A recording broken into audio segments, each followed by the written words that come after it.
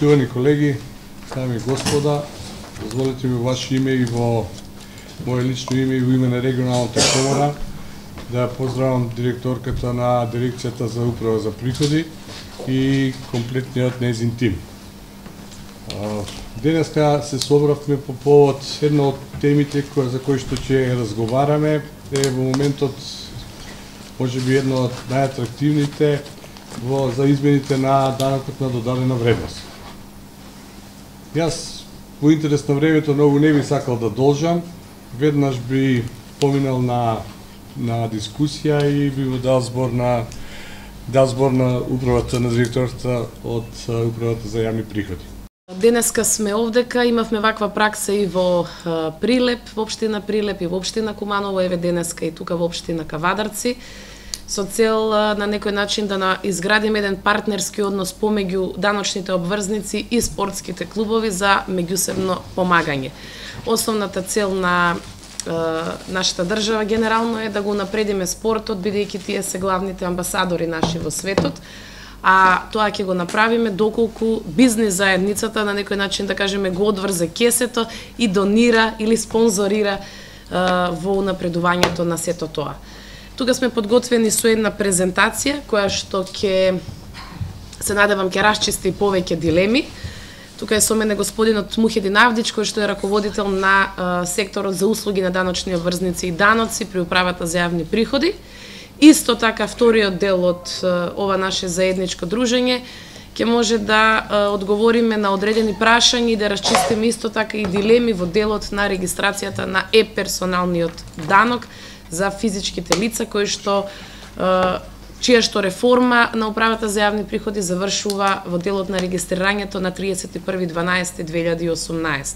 За сите оние потешкоти од технички аспект, за одредени небулози во делот на пријавувањето и регистрирањето, исто така е тука со мене и Ивана Дончевска, раководител на секторот за регистрација и утврдување на даноци. Покрај тоа, чест и задоволство ми е да ги поздравам денеска и колегите од регионалната дирекција Прилеп, господин Денис Батаклиев, кој што е управник на регионалната дирекција Прилеп, заедно со нас е и Даниела Лукаровска, која што е раководител на оделението за услуги на даночни обврзници и даноци, и се надевам дека вам добро позната колешката Билјана Талеска, која што е раководител на даночното оделение при управата за јавни приходи во Кавадарци. Ви стоиме на располагање за сите прашања и за сите нејасноти. Уште еднаш ви благодарам на честа и се надевам дека ќе имаме плодна дискусија. Со цел за потикнување на донациите, односно даночни потикнувања во спортот, денеска ќе разговараме за два можни начини на користење на овие даночни потикнувања од страна на субјектите кои што ќе донираат одредени средства на спортските клубови, односно во спортот. Значи, едната можност е согласно Законот за данок на добивка, каде што се предвидени одредени даночни ослободувања директно од данокот на добивка, и втората можност е ослободувања согласно Законот за донации и спонзорства во јавните дејности. Прво ќе започнеме со даночните потикнувања согласно Законот за донации и спонзорства во јавните дејности. Значи, во овој закон, тој закон е донесен уште поодамна и значи сите фирми може да го користат. Тој не се однесува само за донации во спортот, туку законот се однесува за донации и спонзорства во јавните дејности. Значи, тоа може да се врши и во спортот, но може да се врши и во другите јавни дејности, како што е во културата, образованието, хуманитарните цели и така натаму, но и во спортот. И со овој закон за донации и спонзорства во јавните дејности пропишано е давањето и примањето на донацијата и спонзорствата, со кои давателот и примателот може да имаат одредени потикнувања.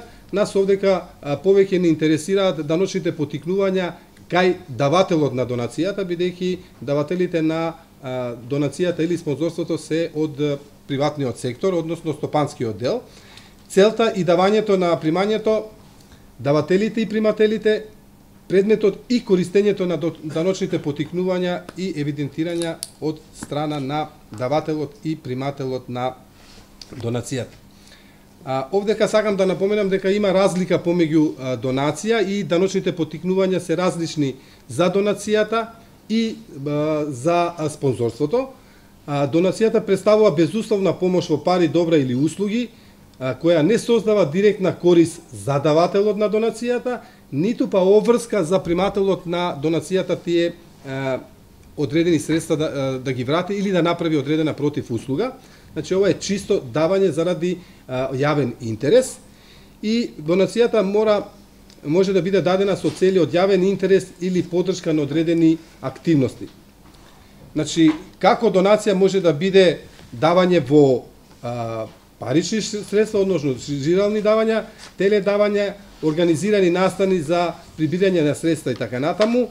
Предметот на донацијата мора да е во согласност со дејноста што ја извршува примателот на донацијата. Вообичаено тука се јавуваат, да речеме, овие што се хуманитарни организации или издруженија и граѓани, но законот не предвидува пречки било кое правно лице да се јави како примател на донацијата, додека пак спонзорството представува доброволна финансиска исплата каде што се остварува одредена директна корис за давателот на донацијата, на спонзорството, рековме кај донацијата, значи нема директна корис за давателот на донацијата, додека кај спонзорството имаме одредена корис на давателот на спонзорството и тоа може да биде промоција на име, фирма, заштитен знак и така натаму. Значи тој остварува одредени користи од давањето на спонзорството. За да се оствари правото на даночно потикнување, кај според законот за донации и спонзорства во јавните дејности, значи мора пред се да постои договор за донација или спонзорство кој го склучува давателот и примателот на донацијата, односно спонзорството, решение за потврдување на јавниот интерес на донацијата или спонзорството. Значи, овој момент е многу битен заради даночните потикнувања, односно правото на користење на даночни олеснувања, и ова решение го издава Министерството за правда. Значи, давателот на донацијата треба да побара од Министерството за правда дали одредена активност е од јавен интерес. Министерството за правда има обврска да соработува со другите институции, односно министерства или агенции, и да добие мислење дали таа активност е од јавен интерес. Доколку Министерството за правда утврди дека таа активност или таа донација или спонзорство е од јавен интерес, во тој случај донесува решение со кое го потврдува јавниот интерес и во тој случај давателот на донацијата или спонзорството ќе има право на даночни потикнувања, односно даночни олеснувања. И исто така, за да нема злоупотреби при давањето на овие, да ги наречеме парични средства, материјални добри и така натаму, значи давателот на донацијата мора да добие потврда за донацијата или спонзорството од примателот на донацијата или спонзорството. Ова е многу битно заради остварување, нели, на овие даночни потикнувања. Кај даночните потикнувања различна е стапката за даночни потикнувања кај донацијата и кај спонзорството. Нели, пред малку рековме дека донацијата не предизвика никаква корис за давателот на донацијата, додека кај спонзорството рековме дека спонзорството предизвикува одредена корис за давателот на донацијата и врз основа на тоа се и различни применети стапки за даночни олеснувања кај донацијата и кај спонзорството. Даночен обврзник кој што донирал средства на правно лице, износот на дадената донација во тековната година му се признава како расход во висина од 5% од вкупниот приход, додека кај спонзорството тоа е 3% од вкупниот приход. Значи, кај донацијата е 5% како расход се признава во однос на вкупниот приход, додека кај спонзорството се признава како расход во висина од 3% од вкупниот приход. За да се оствари ова право, значи, заедно со даночниот биланс, давателот на донацијата треба да достави и копија од договорот за донација и копија од решението за Министерството за правда со кој се потврдува јавниот интерес, писмената потврда од примената донација, како и доказ дека е извршена соодветна уплата. Значи, овие пропратни документи што се доставуваат заедно со даночниот биланс не представуваат некој проблем, затоа што претходно самиот давател на донација веќе ги има прибрано пред да ја даде донацијата, но овдека е само моментот на доставување до управата за јавни приходи како би го искористил ова право. Значи во самиот образец даночен биланс на соодветните полиња се прикажуваат овие даночни олеснувања за дадената донација, односно спонзорство. Ево овдека имаме прикажано еден пример. Да речеме, ако остварениот вкупен приход по сите основи изнесува 10 милиони денари, износот на максималното даночно потикнување кај донацијата изнесува, значи 10 милиони помножено со 5% право на користење на даночно олеснување, значи 500.000 денари е максималното право на искористување на даночното потикнување кај дадената донација, а износот на донираните средства, да речеме, ако било 600.000 денари. Значи 500.000 денари ќе има право, додека 100.000 денари нема да има право да го прикаже како признат расход.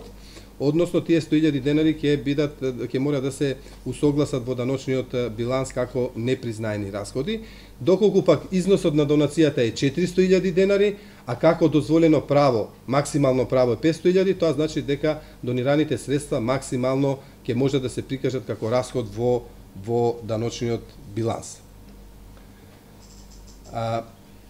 Тоа беа даночните потикнувања согласно со Законот за донации и спонзорство во јавните дејности, додека пак во Законот за данокот на добивка има пропишано одредби кои што се однесуваат на даночни потикнувања само во спортот. Значи, рековме претходно дека согласно Законот за донации и спонзорство во јавните дејности се однесува за сите донации од јавните дејности, од образование, култура, хуманитарни цели и така натаму, и спортот и така натаму, а во Законот за данок на добивка пропишани се даночни потикнувања само за спортот. И тоа се направени измени во 2016 година со примена од 1.1.2017 година. Во измените и дополнувањата од Законот за данок на добивка во член 30А пропишани се овие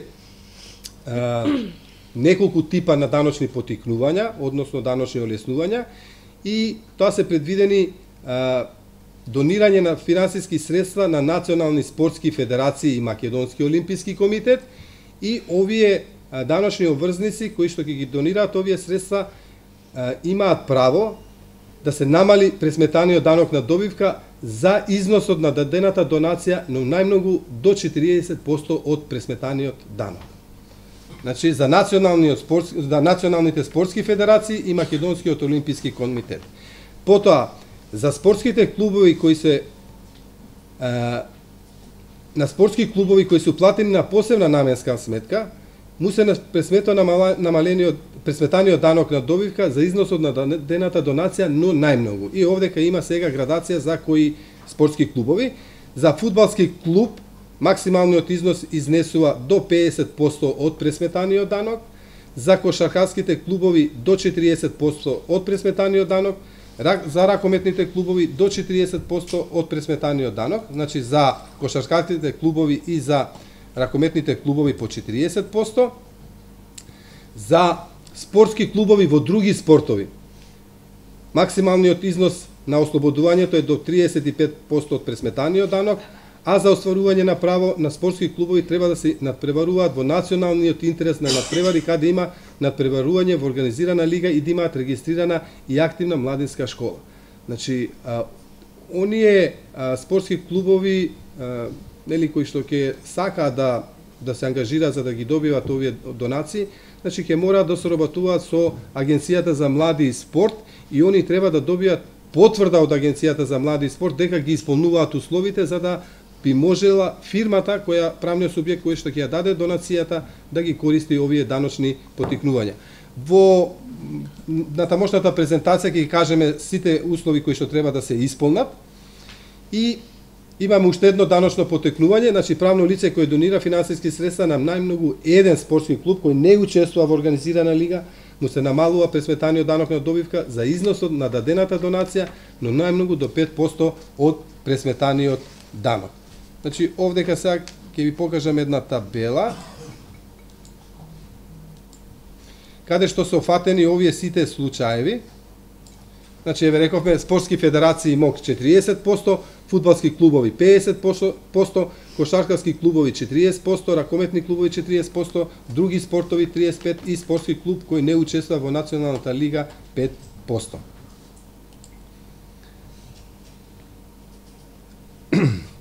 Овдека сакам да напоменам дека во Законот за данокот на добивка е пропишано дека наведените даночни поттикнувања може да бидат остварени само по еден од наведените основи и не може да се кумулираат. Што значи тоа? Тоа значи дека вие можете да дадете донација, да речеме, на фудбалски спортски клуб, но ако дадете донација и на кошаркарски фудбалски клуб во иста година, значи не можете да ги акумулирате донациите и од фудбалскиот клуб и од кошаркарскиот клуб. Туку треба давателот на донацијата да избере кој од тие даночни поттикнувања ќе ги искористи. Значи, така е ставен законот, но тоа не значи дека вие можете, например, да речеме, на два фудбалски клуба да дадете. Ако дадете на два фудбалски клуба, тука нема никаков проблем. Значи, прво и основно е дека не може да се кумулираат. Значи, клубовите треба да се надпреваруваат во националниот систем на надпревари, каде има надпреварување во организирана лига и да имаат регистрирана и активна младенска школа. Значи, овие услови треба да се докажат пред Агенцијата за млади и спорт.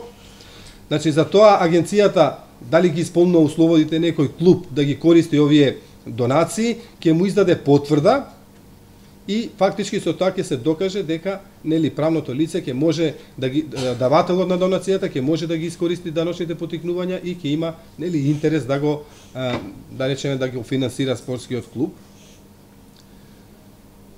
И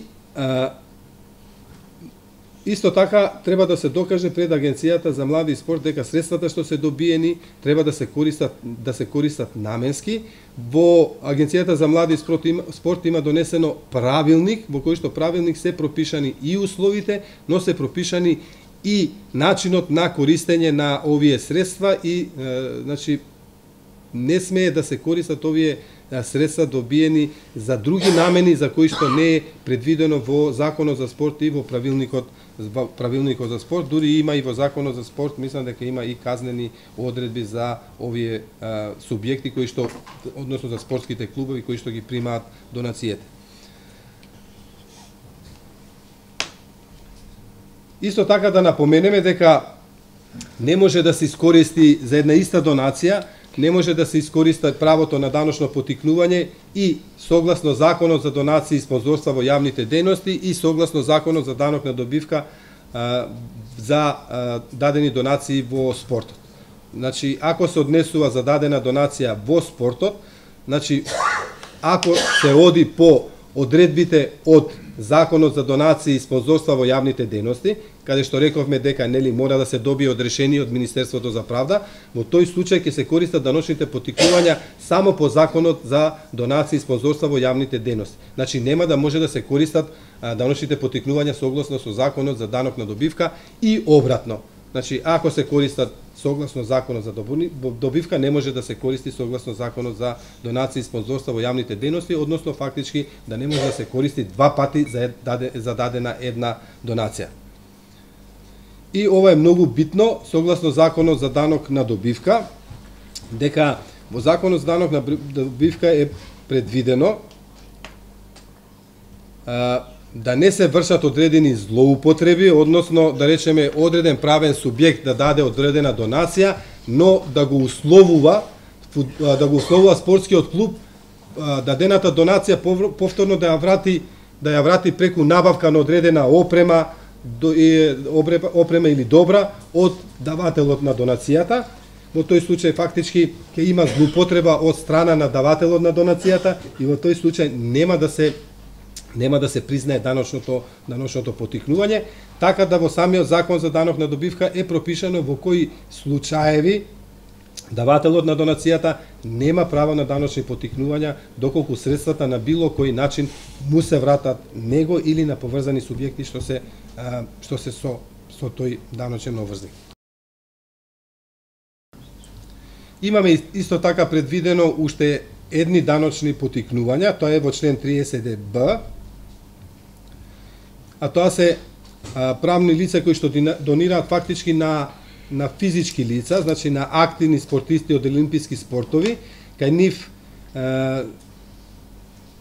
се предвидени даночни потикнувања најмногу до 10% од пресметнатиот данок, односно 5% за активни спортисти од неолимписки спортови. Исто така, согласно Законот за спорт и правилникот што ги пропиша условите за добивање на потврда, значи треба да се исполнат тие услови и да се добие исто така потврда од од Агенцијата за млади и спорт дека тие физички лица ги исполнуваат условите за добивање на таква донација на која што имаат право давателите на донацијата да користат даночни потикнувања. Еве ги овдека условите за, значи, кои треба да се исполнат за да може да се користат овие даночни потикнувања. Значи, како еден од прв условите е обврзникот давател на донацијата треба да поседува потврда од Агенцијата за млади и спорт дека субјектите кои се корисници на добиените донации се субјекти кои ги исполнуваат условите за користење на правото на даночно намалување согласно Законот за спорт. Исто така, многу е битно дека за да се користат овие даночни потикнувања,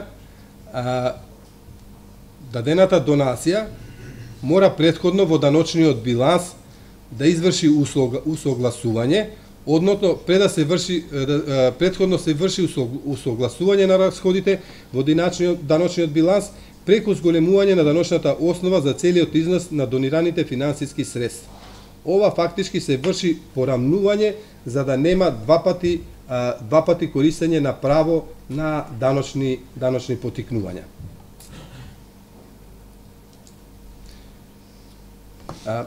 Ние како Управа за јавни приходи направивме неколку практични примери, опфаќајќи ги сите овие случаи сега што ги кажавме, за да ви биде појасно, мислам дека преку практичните примери ќе ви биде многу појасно.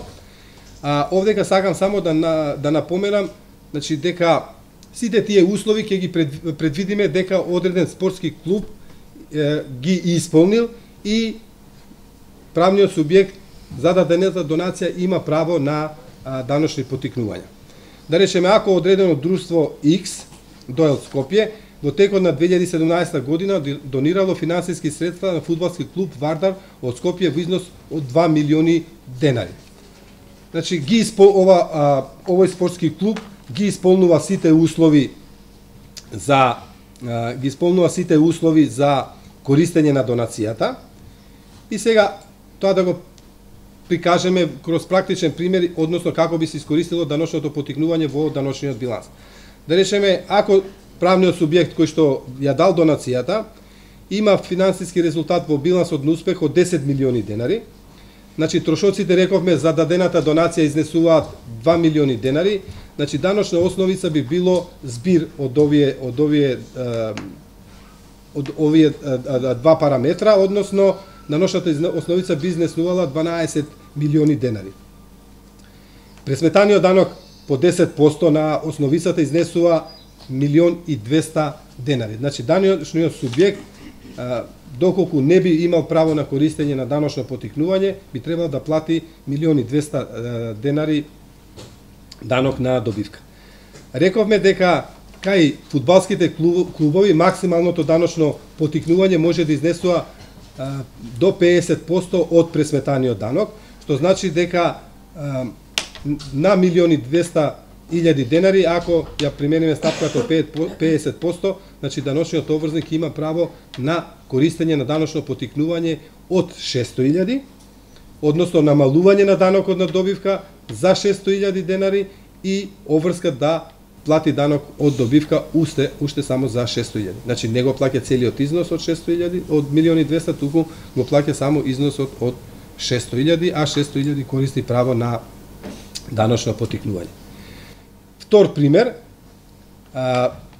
Друштво Y во текот на 2017 година донирало финансиски средства на ракометен клуб во износ од 100.000 денари.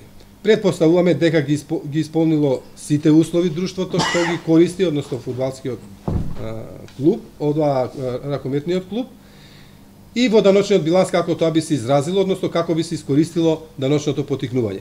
Значи, ако финансискиот резултат во билансот на успех изнесува 5 милиони денари, трошоците за донации во спортот се 100.000 денари, даночната основица изнесува 5 милиони и 100.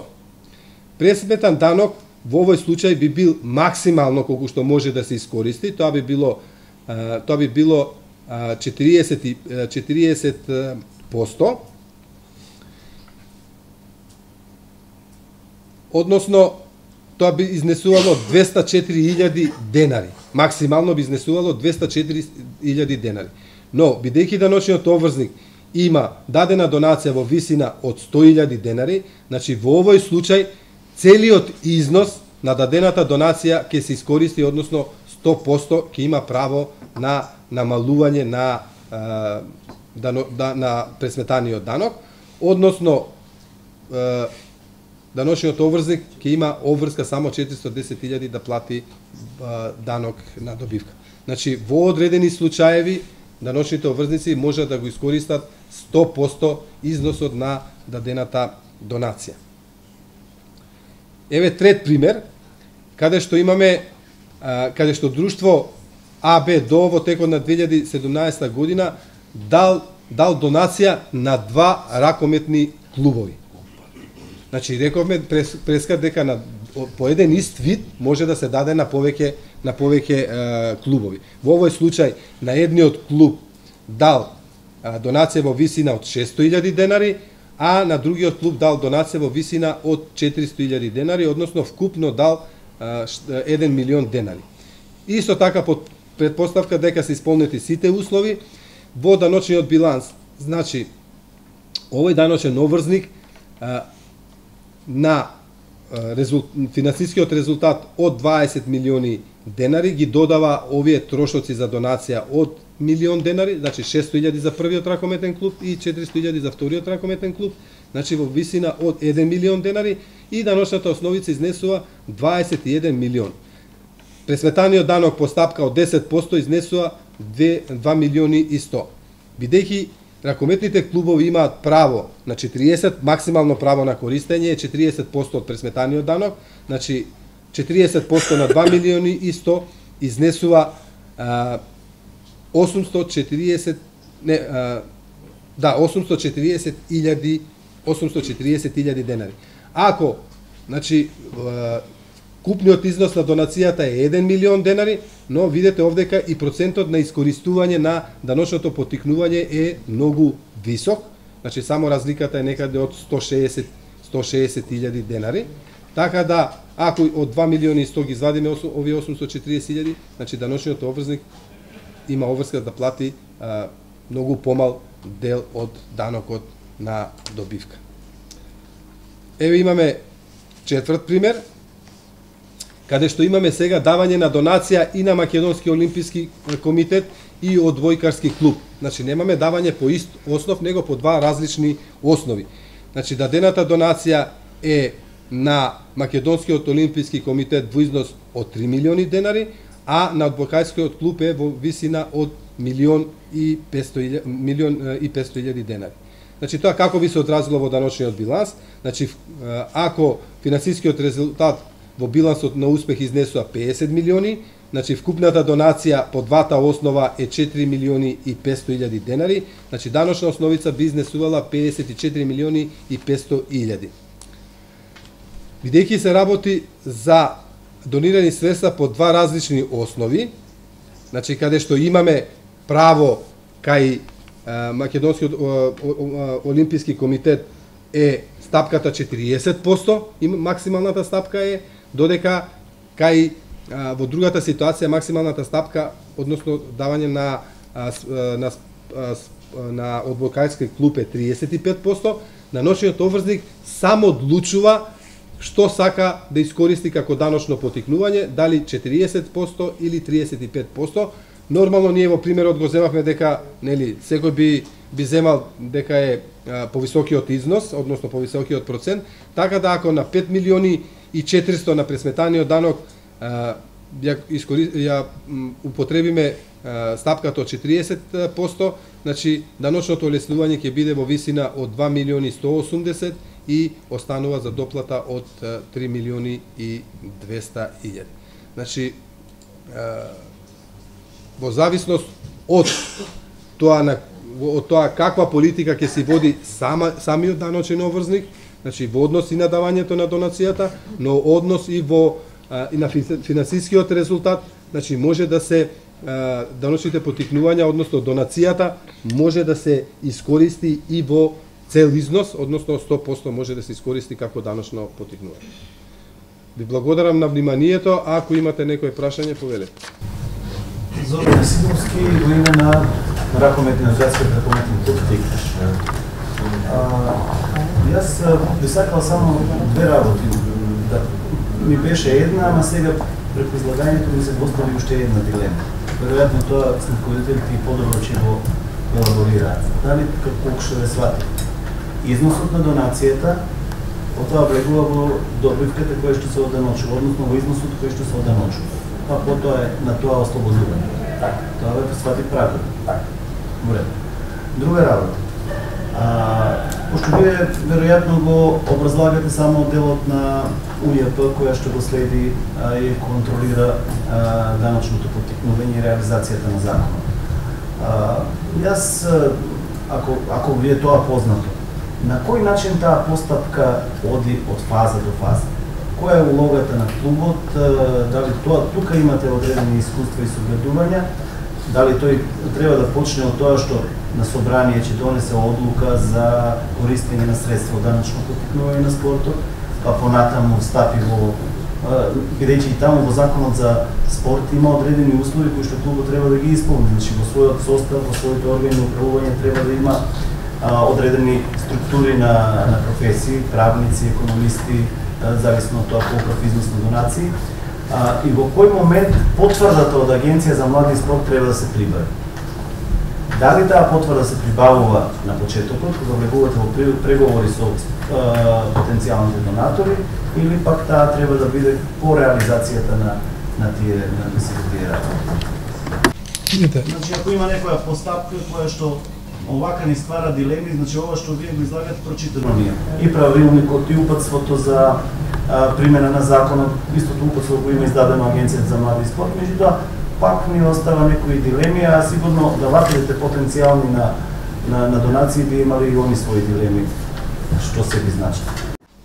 Значи, ние, како управа за јавни приходи, презентацијата е направена само од аспект на законот за данок на добивка, односно од аспект на нашата надлежност. И ние, како управа за приходи, како извршен орган, мораме да гледаме само нашата надлежност. Значи, ние не се мешаме во работата на другите агенции, институции, односно една од тие и Агенцијата за млади и спорт. Но, од соработка со агенциите за млади и спорт и со спортските клубови, знам одредени процедури како се спроведува. Значи, Агенцијата за млади и спорт има донесено посебен правилник за исполнување на тие услови. Јас го имам тука правилникот и овдека се наведени кои услови треба да ги исполни одреден спортски клуб за да може да го користи правото за добивање на донација. И да му се издаде потврда на тој спортски клуб за да може да ги користи тие. Значи, целокупната работа треба да ја спроведете во Агенцијата за млади и спорт. Билам поред представник од Федерација на училишни спорти на Македонија и Општински сојуз во Кавадарци. Значи, дали ваши иста законска рамка, пример ова што го каже предходно Зоран, дали може предходно оние фирми кои знаат да утврдуваат данок на добивка, дали тој ваучер може да се искористи уште од почеток на годините и квартално да ги користат тие средства што се 10% од данок на добивка. Од некои фирми има што предвидуваат добивка за текомната година и да не чекаме крај и истек, например, на 2018 година, па средства да ги користиме наредната година, него дали може во тековната година да се оденочи таа фирма со предвидениот износ на добив на тоа правно лице. Бидејќи агенцијата дозволува ваучерот да го земеш од почеткот на годината, доколку склопиш договор, а фирмата со предвидената добивка да почне со квартални исплати за донации на тоа правно лице. Овие законски одредби, сега што ги презентиравме, се на позитивните законски прописи, односно на сега важечкиот закон за данок на добивка. Според овие одредби, за 2017 и за 2018, значи за актуелнава година, значи нема ваучери и овие даночни потикнувања мора да се искажат во даночен биланс и да се искористат за намалување на пресметаниот данок на добивка за 2018 година. На повеќе медиуми е објавено дека следуваат измени во Законот за данок на добивка и ќе бидат предвидени такви ваучери, значи со кои што ќе се прошири опфатот на спортски клубови, значи со Законот за данок на добивка моменталниот, значи се станува збор за спортски клубови кои што имаат одредени ограничувања. Меѓутоа, со новите законски измени треба да бидат опфатени и аматерски спортски клубови и да се прошири тој опфат на спортски клубови кои што ќе добијат ваучери, ќе можат понатаму да ги презентираат до давателот на донација и давателот на донацијата да може да искористи соодветно намалување на пресметаниот данок. Меѓутоа, се уште е во завршна фаза тоа, значи не е официјално. Не можеме да излеземе со официјален став на кој начин ќе биде намалувањето. Меѓутоа се размислува и на таа опција. Веќе таму се бараше да има посебна сметка кај што идат тие донирани средства, да покажува правник, економист, значи тие работи сите, значи да бидат достапни и на УЈП и на самиот давател да има контрола во сметката врз основа на тоа што кажа дека тие се строго наменски средства, не може по било кој основа да ги користи клубот. За законот од добивка до 10%. Континуирано, значи во текот на целата мината година се прават подготовки за да стапи на сила и овој дел за измените на Законот за данок на добивка од аспект на воведување на ваучерите. Меѓутоа, додека го немаме официјалниот закон, во овој момент не би навлегувале понатаму. Меѓутоа, во секој случај најавата може да ја направиме. Дали тие дополнителни средства ќе бидат и во аматерските клубови вклучени или само како до сега? Знаеме кој е стандардот, значи да ги исполни клубот овие. Интенцијата и на владата и Агенцијата за млади и спорт е да може да се донира во спортот, вклучувајќи ги и аматерските клубови. Ако нема други прашања, значи во делот на Законот за данок на добивка, евентуално значи во делот на Законот за персонален данок и регистрацијата на нашиот систем ЕПДД, дали имате некои прашања? Накратко, значи јас би кажала неколку збора за самиот систем. Во 2018 година Управата за јавни приходи започна една голема реформа во делот на персоналниот данок, каде што наместо до тогашните поднесувања на годишни извештаи за персонален данок на доход се воведе електронска пресметка за приход и данок, односно секој исплатувач при исплатата на приходот е задолжен, значи од 2018 година да поднесе електронска пресметка и едновремено да го исплати приходот и да го плати персоналниот данок. Ова представуваше огромна придобивка за УЈП, затоа што податоците за остварените приходи на граѓаните и платениот данок ги добива во реално време. Понатаму тие податоци може да ги обслужува и другите институции, значи, например, за лица кои што остваруваат одредени права, значи да не се темелат тие права на историски податоци, него за податоци кои што се остварени во конкретната година. И тоа е првата фаза од реформата која што помина прилично успешно. Вториот дел од реформата се однесува на предпополнетата годишна даночна пријава, односно бидејќи Управата за јавни приходи располага со податоците на приходите на граѓаните, сакаме да бидеме сервис каде што ние тие податоци за остварените приходи и платениот данок и ги вклучиме во годишната даночна пријава и по електронски пат ќе ги доставиме до вас на увид, за да може годишната даночна пријава да ја потврдите или евентуално коригирате доколку не се согласувате со наведените податоци. Исто така, значи во овој дел на електронскиот систем на УЈП и сервисите што ќе ги нуди, ќе има можност секој граѓанин да провери од кој исплатувач, значи колкав износ на приход е исплатен, значи во тој дел ќе можат понатаму преку овој сервис да се проверуваат нели и во делот на исплатени плати и сите други видови на приходи кои што се исплатени, ќе може лицето самостојно да си ги контролира исплатените приходи и платениот данок. Меѓутоа, за да може нели да управата да ја достави оваа годишна даночна пријава, граѓаните треба да се регистрираат на нашиот систем и персонален данок. Станува збор значи за едноставна регистрација која што не одзема повеќе од 1 минута, се внесува само матичен број, име и презиме, адреса и имейл адреса. И следниот чекор е дека системот ве носи кон барање за регистрација на системот, кое што треба да се отпечати и да се донесе во просториите на Управата за јавни приходи, за да може да се верификува идентитетот на лицето кое што го искреирало самиот профил. Иако ова имаше бројни реакции во јавноста, сепак Управата за јавни приходи значи мора да се грижи за заштита на лични податоци и дека приходите на остварените приходи на лицето на вистина ќе стигнат на правото место.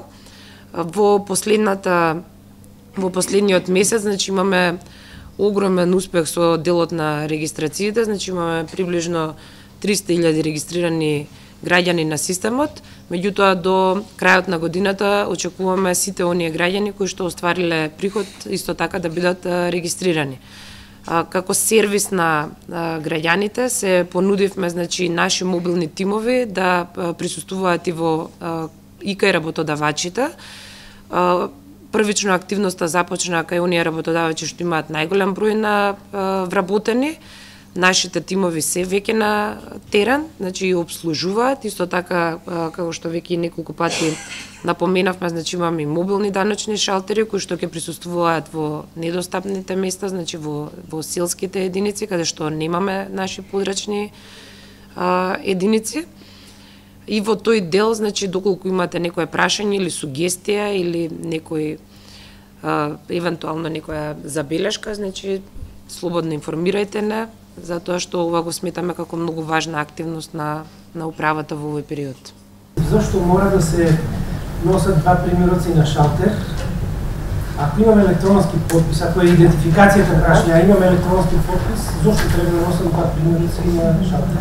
Така, значи за лицата кои што имаат дигитален сертификат, односно електронски подпис на физичкото лице, нема потреба значи да доаѓаат во УЈП, затоа што тоа го верификуваме, меѓутоа првичната регистрација, доколку ја имате направено на системот е-даноци на УЈП, значи тие регистрации автоматски се превземаат во системот е-персонален данок. Значи со ова доаѓање и носење на шалтер на барање, ние сакавме да ги избегнеме трошоците на граѓаните за обезбедување на токен, односно електронски дигитален сертификат преку кој што тие ќе ги потпишуваат пресметките. Меѓутоа и тоа исто така е опција, доколку некое лице сака нели да има електронски подпис, во тој случај нема потреба да доаѓа до УЈП, бидејќи тоа се смета за целосна верификација на пријавата. Значи за тие што имаат нема потреба да доаѓаат. Тие регистрации веќе се превземени во системот, значи се регистрирани на двата системи. Тие пензионери кои што имаат остваруваат само пензија, ќе известиме на пресконференција какво законско решение подготвуваме за нив со цел да олесниме. За сите останати кои што покрај пензијата имаат и дополнителен приход, треба да се регистрираат со тоа што имаме 5 мобилни даночни шалтери и одиме на лице место кај секое лице, пензионер. Имавме веќе една таква акција организирана, имаше и телевизиски прилог со цел да се види дека навистина не е отежнувачка таа регистрација, така да стоиме на располагање. Затоа што некој овчар во селото намо има емейл, си има приходи се, и он нема да го отвори никој емейлот, а после известно време тој емейл автоматски се губи. Како ќе се достави ваквото? Како ќе го види пример некој друг, не он? континуирано медиумски информираме. Ќе следиме и системски, каде се уште немаме потврда за верификација или пак за корекција на предпополнетата годишна даночна пријава. Со самата имейл адреса се креира кориснички профил на порталот на Управата за јавни приходи. Тоа е системот е-персонален данок.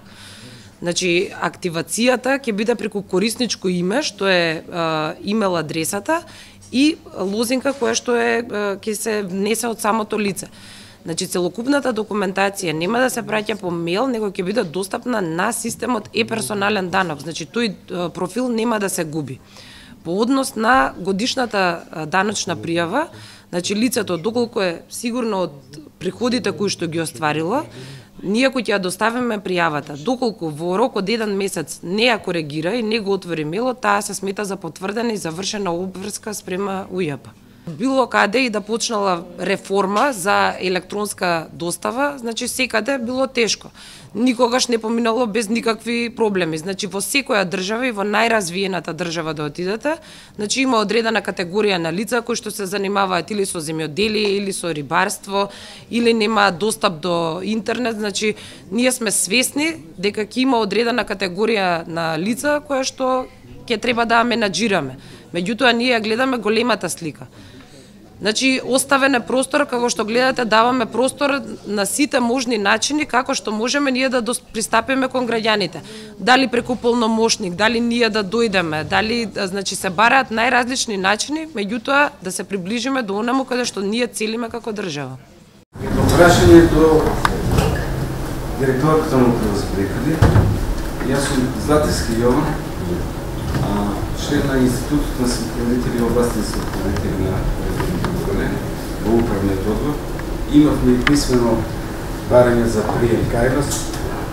Не сме имале прилика да се слушаме, да подискутираме.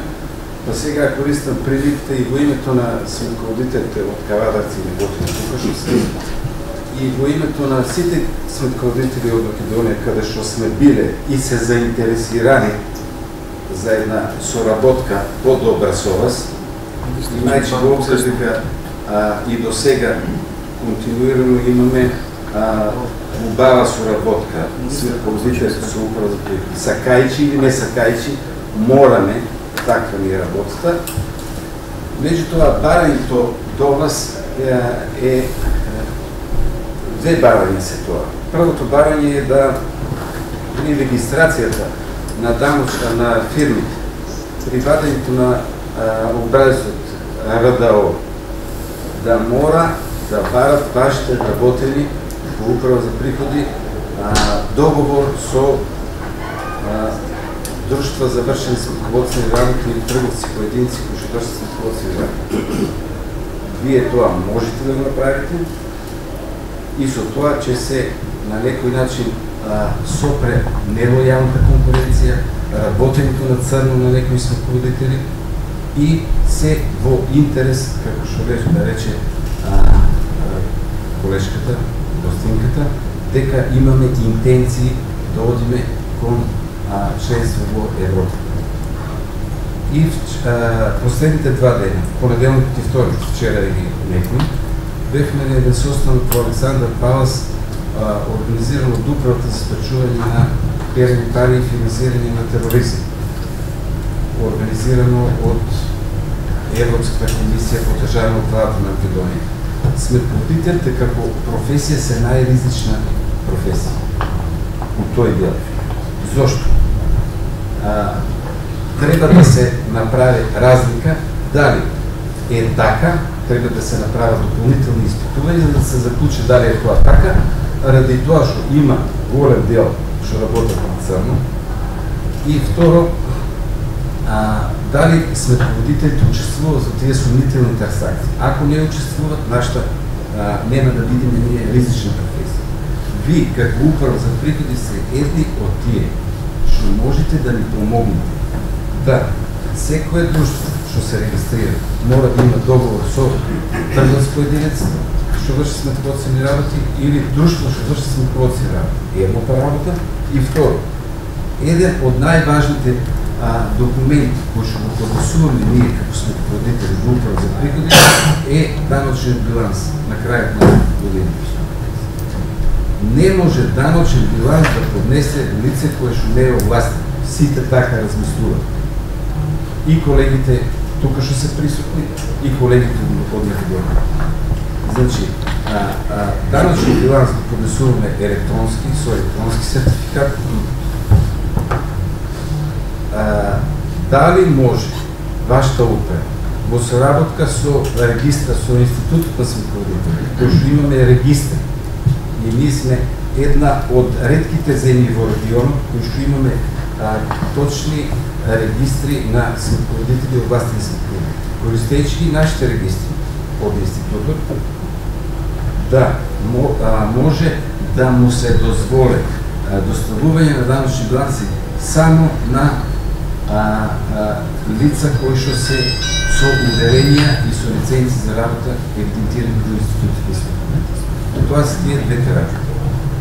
И уште една молба по завршувањето на средбата, че ги молам, ако сакат колегите сметководители, да останат, затоа што вчера бевме во Министерството за финансии и разговараме за новиот закон за завршен сметководствен работа, да ги информирам кои се последните насоки пред пуштањето во закон. Благодарам. Со самото моје назначување за директор на управа за јавни приходи, првата средба ја имав токму со, мислам дека бивша председателка вие сега таа. И со Драги. Во делот од останатите членови на управата, а не од... Така. Не, јасно. Значи, стоиме на располагање за да оствариме одредени контакти и средби со цел да се најдеме некаде на пола пат за да си помогнеме и вие на нас и ние на вас. Имаме и ние соодветни проблеми во делот на тие диви сметководители, како што се викаат, бидејќи и поголемиот дел од нашите вработени се всушност во приватно време и сметководители. Па сакаме и тука да се заштитиме на некој начин, бидејќи треба да бидеме ние помагатели во делот на партнерскиот однос со обврзниците, меѓутоа и не да бидеме нивни консултанти. Така да и тука би сакале да поразговараме. Исто така, во овој период до крајот на месец ноември имаме настани кои што се поврзани со празникот на управата за јавни приходи. Во текот на месец декември очекувам дека ќе ја реализираме оваа средба. Доколку немам ја во ваше име и во моје лично име, би се заблагодарил на гостите, на исцрпната дебата и да се надеваме дека ќе има многу повеќе пари во спортот и во културата. Ви благодарам на вниманието на сите.